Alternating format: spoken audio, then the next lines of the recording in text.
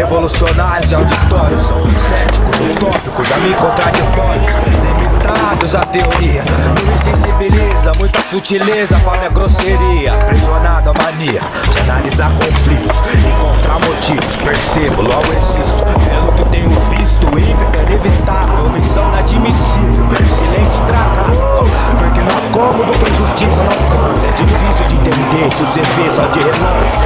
O mundo abastecendo, inferno de louco, já que o que cê quer eu quero, o que cê tem pra mim é pouco.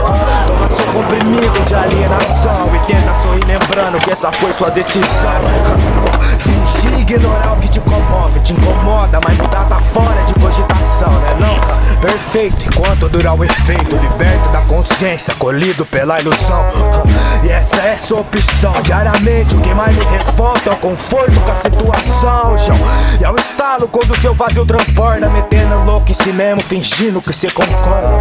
Sente o peso, frustrado.